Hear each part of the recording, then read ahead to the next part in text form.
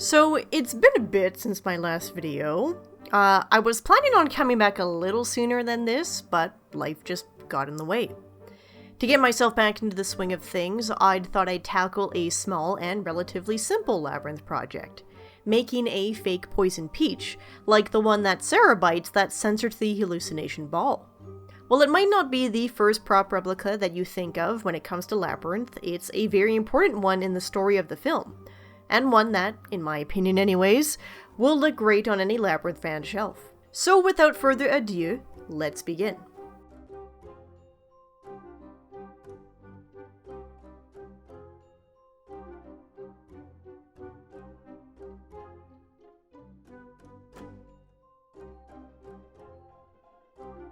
First thing you need is a fake peach. I got mine from a pack of 5 on Amazon, but if possible, I would recommend finding these suckers in stores instead. They are made of styrofoam, and so they are very easily dented. And also, I noticed that some of the peaches in my 5-pack, the stems are like double punched for some reason. Like, there's only one stem, but there are 2 holes. It's almost like something wasn't aligned properly in the automated stem punching and placing machine at the factory where these things were made.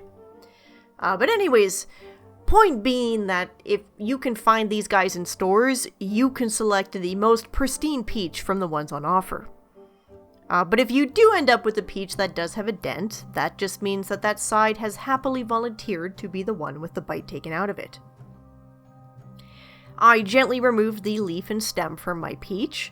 These are typically glued in, so you want to make sure you're being careful and not yanking too hard at once, or you might rip the skin or the styrofoam.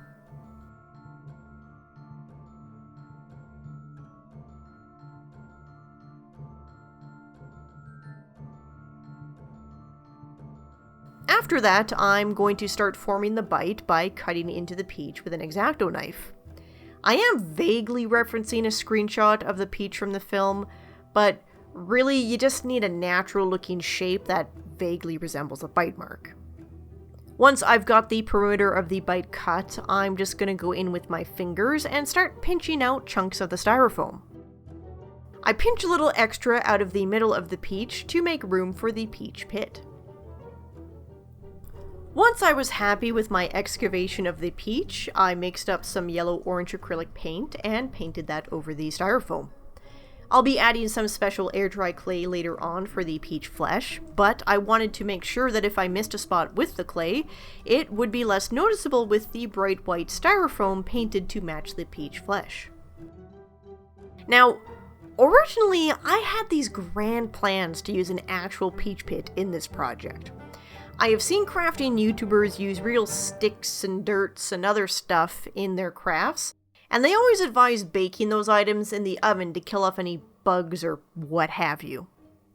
So I did that, and I was thinking that, probably good, right? Well, I started getting paranoid. Especially since I'm putting this in a YouTube tutorial, I don't want to demonstrate myself using a real peach pit if I'm not reasonably sure it's going to work out long term. I just envisioned this scenario where I look upon my Labyrinth shelves and one day find that my peach pit has molded over, or maybe like just started to sprout another peach tree. So instead of using a real peach pit, I pulled out of my craft stash some of these reusable silicone mold pellets that I'm going to use on the peach pit. You just heat these pellets up and then form them around whatever you're molding.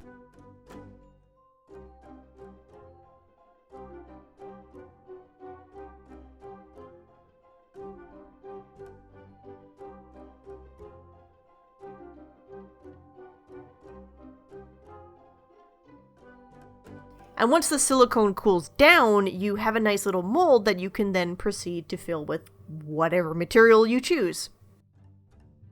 For me, that was some oven-baked Sculpey clay. And as a heads up, I think I wrapped the silicone too much around the back of the peach pit. Like, I almost fully enclosed it around the peach pit, which meant that it was a bit difficult to remove without messing up the Sculpey clay. I ended up having to put the mold with the Sculpey in the freezer so that it hardened up a little bit. And then I also ended up cutting the mold so that it was a bit easier to try and force the Sculpey out. What would have definitely been easier is if I had just used air-dry clay here and popped that out of the mold once it was fully dry. But I just honestly didn't feel like waiting until that peach pit fully dried. After a bit of struggling, the Sculpey was freed from the mold, and then I baked it, and then once that cooled, I had myself a nicely detailed fake little peach pit.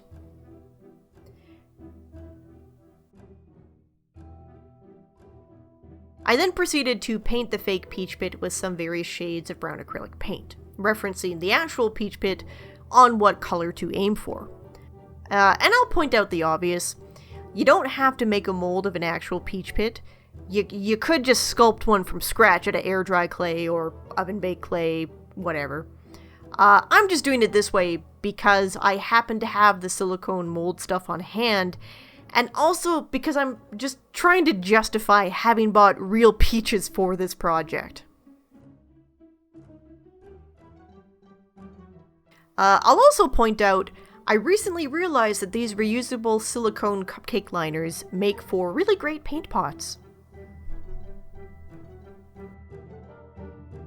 While I'm painting the peach pit, I also decided to paint the stem, just so that everything was nicely matching.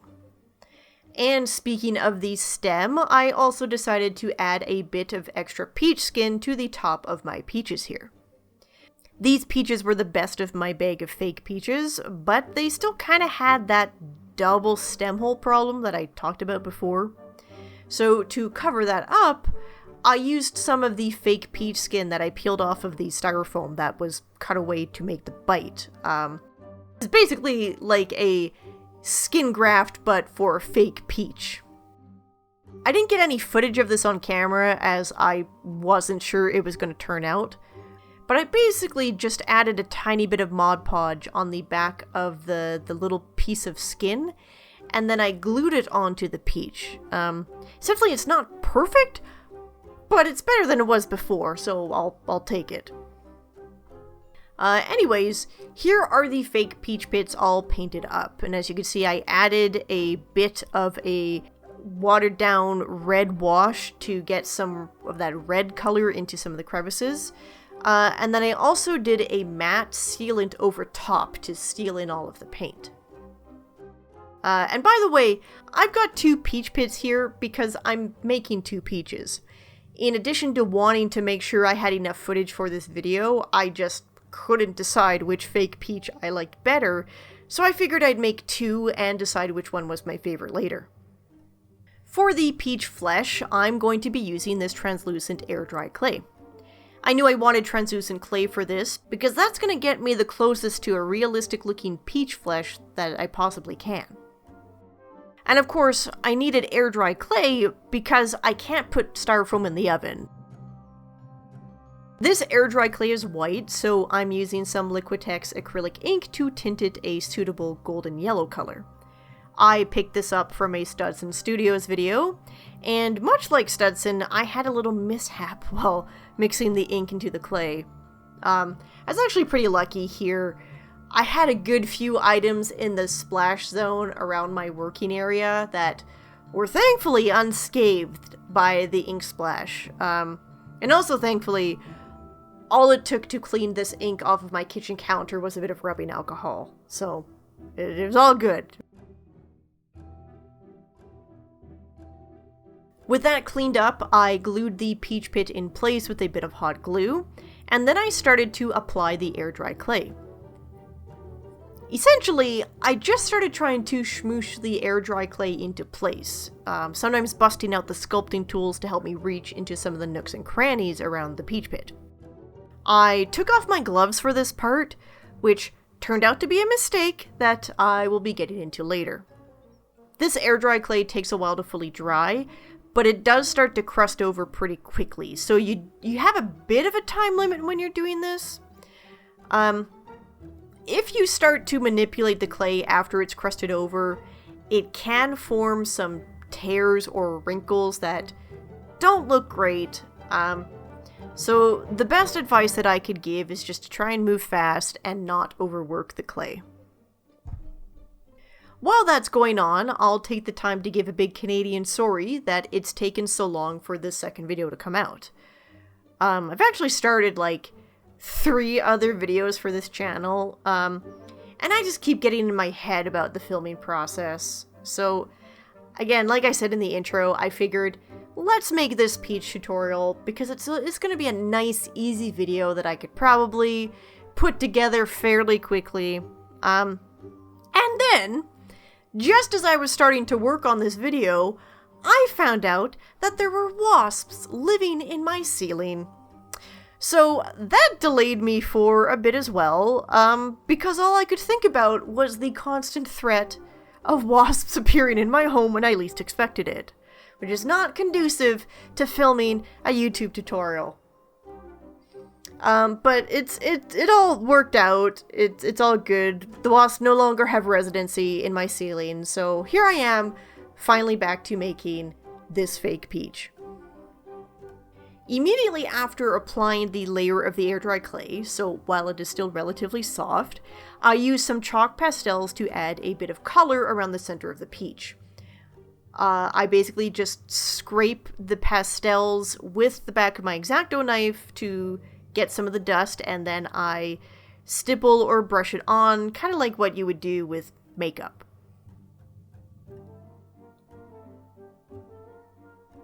I don't know why real peaches have this color around the pit. I'm guessing that it's maybe the color of the pit itself leaching into the peach flesh. Not really sure. Whatever it is, I'm just trying to mimic it the best as I can with the pastel dust. And then also I added a bit of dust around the outer edge of the bite mark just to give that a little bit of dimension. And that also kind of helps to sort of like disguise any roughness of the cuts into the peach flesh from the X-Acto knife. Once I was somewhat happy with the peach flesh, I set the peaches aside to dry. The next day I came back to the peaches and I thought, these didn't quite turn out how I wanted. The air-dry clay shrinks a bit as it dries, which I was not expecting.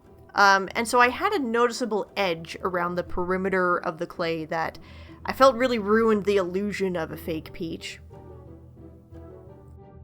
There were also a few spots where the translucent clay was applied too thin, and it revealed a bit of the painted styrofoam underneath.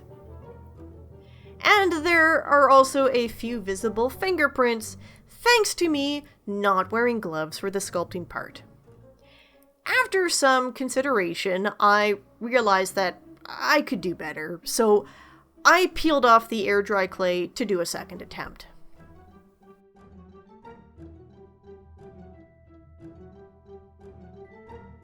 To combat the clay shrinkage problem, I ended up ripping out more of the styrofoam. My thinking was that if I carved out more space underneath the edge of the bite, that I could create a lip that I could smoosh the clay underneath, and then that way, when the clay shrank, the shrinkage would hopefully be hidden underneath that lip. I repainted the styrofoam back to the yellow-orange base coat, and I was ready for round 2 of the clay.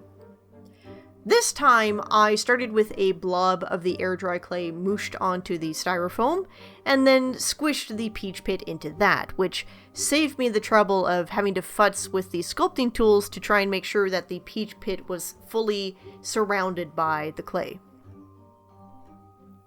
I added more clay to the rest of my peach, this time keeping my gloves on.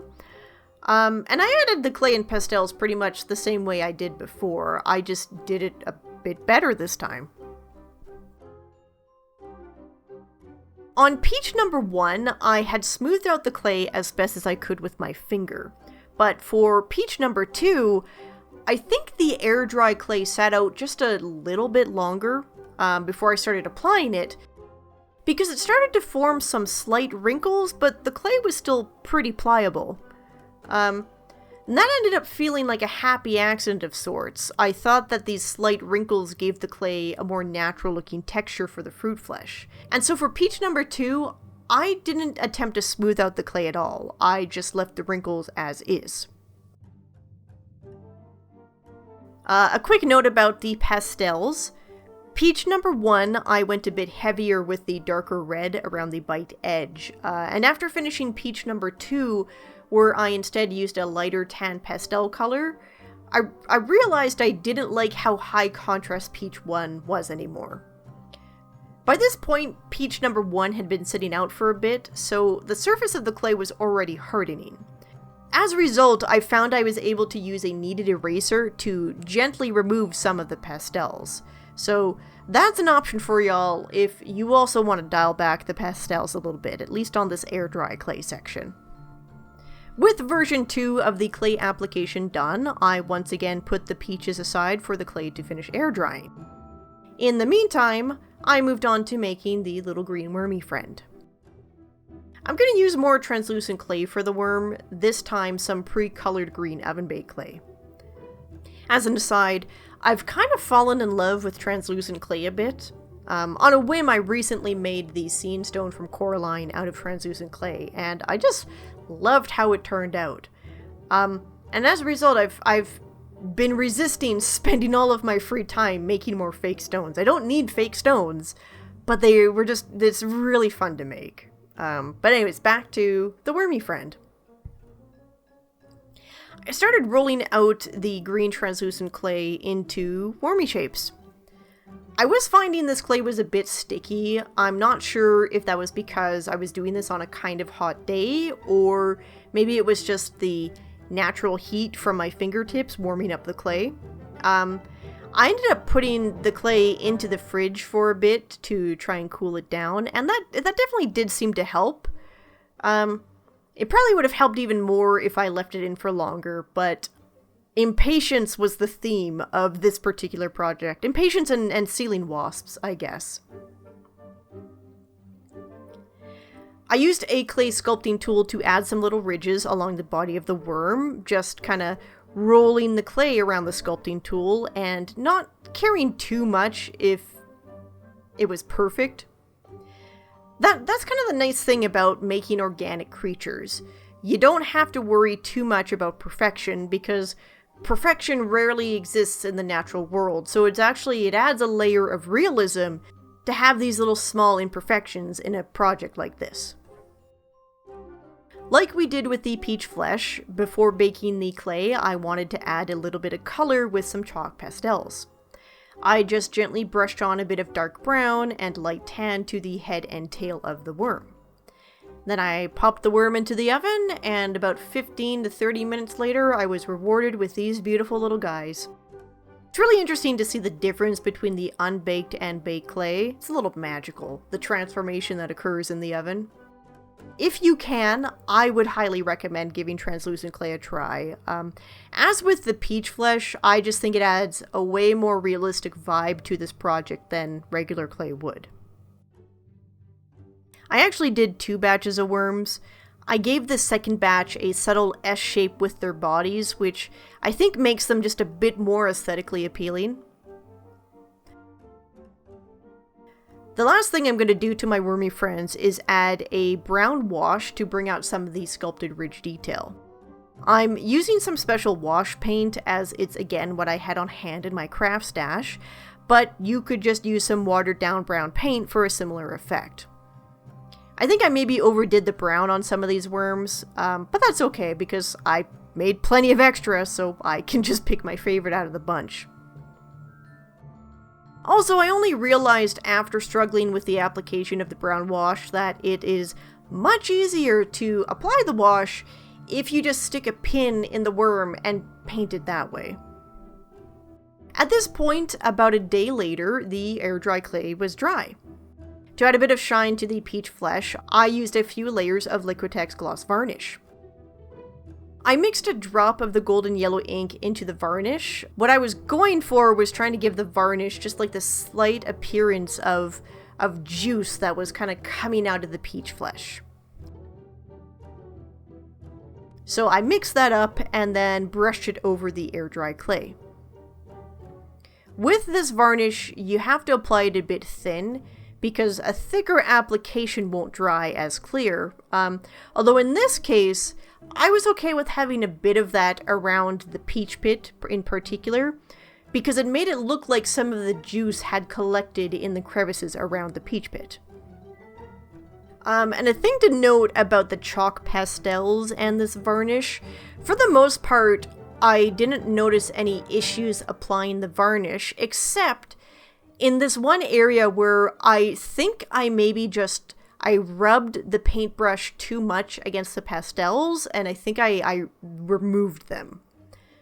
This was a pretty easy thing to fix. I just had to wait until this first layer of varnish was dry, and then I just reapplied the pastels and did a second layer of the varnish. Even like a gentle application of the varnish did seem to take away some of the chalk pastels, but I kind of liked that effect because it just sort of helped make it look a little more natural. It's that imperfection thing again. It was too perfect before, but now it's slightly imperfect, so it looks a lot more believable as a real fake peach. Fake real peach? Yeah. Anyways, as mentioned, I did 2 coats of the gloss varnish to get the level of shine that I wanted. And just to highlight why I love using these silicone cupcake wrappers for paint pots, look at how easy it is to peel up the dry gloss varnish.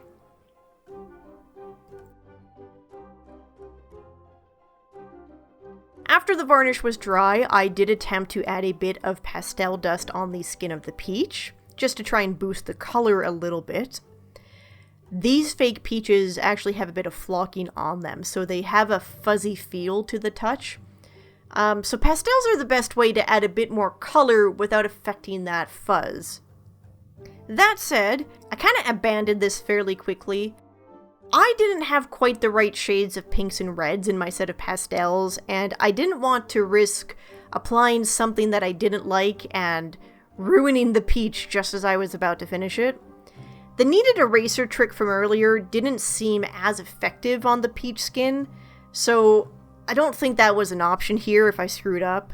So yeah, I didn't apply too much of the pastels here. I haven't noticed any of the pastels rubbing off, which is good because I have no idea how you'd seal the pastels on the peach skin without potentially damaging the fuzz. Maybe a very, very light application of some kind of spray sealant. If you do that, maybe test it on a different fake peach to make sure that it doesn't screw things up. And also do that before you apply the gloss varnish, or you might have to reapply the gloss varnish. At this point, I just needed to plug in the stem, and my fake peach was done. Now, one very big mistake that I need to confess to, I didn't anticipate how heavy the air dry clay would be, so my new peaches constantly want to faceplant. I think a solution to this would be to further hollow out the peach beyond the center, and then stick a few rocks or something in the hollow prior to adding the pit and the air dry clay. I might remake this project again one day to have a more balanced peach, but for now, all I did was cut this little donut shape out of some craft foam to make a small stand. With this stand and a bit of finessing, I can find a position for my peach that doesn't result in a faceplant. With the peach done, there was just a minor bit of assembly left, which is a fancy way of saying that we gotta add the worm. You can just super glue the worm in place, but I like being able to adjust the position of my worm for photos, so I just stick mine on with a teeny tiny bit of poster putty. Speaking of photos, here's a few glamour shots that I took of the peach.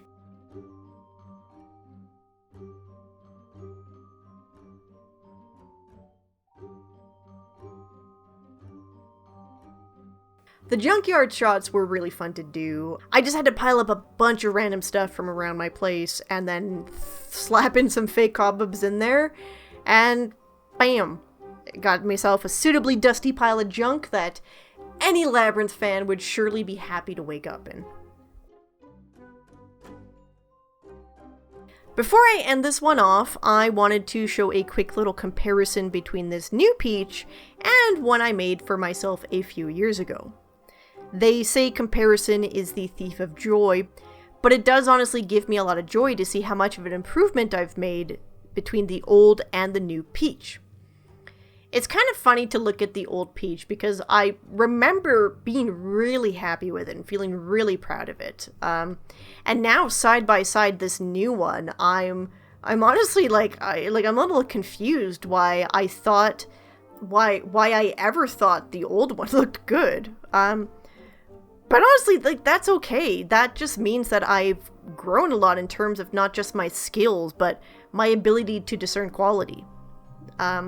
Though I'll admit, the old peach does win in one category, which is that it has the ability to stand by itself. Anyways, thanks for tuning into this one. I'm hoping the next video won't take as long to put out. Well, I mentioned previously that I'm not setting out to be a YouTuber. I do want to be able to release a video a bit more often than what I've done so far.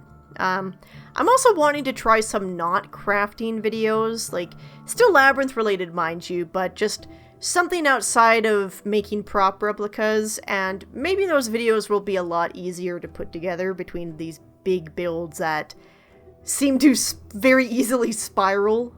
I don't know how long this video is going to be, but I've been recording audio for 37 minutes so far. And I'm a little concerned that what I thought would be a quick and easy video to edit is not going to be a quick and easy video to edit. But anyways, thanks to everyone who has subscribed and commented on my previous video, and a huge shout out to the folks who reached out to say that they used my tutorial to make their own fiery. As I said in my last video, it really does give me joy to see my tutorials used by other Labyrinth fans to make their own prop replicas. So on that note, if you use this tutorial to make your own poison peach, I would love to see it. So feel free to reach out or tag me on Instagram, Tumblr, Facebook, and Twitter as KO Makes Things. And I'm really bad at concluding a video, so I'm just gonna say thank you, and talk to you next time.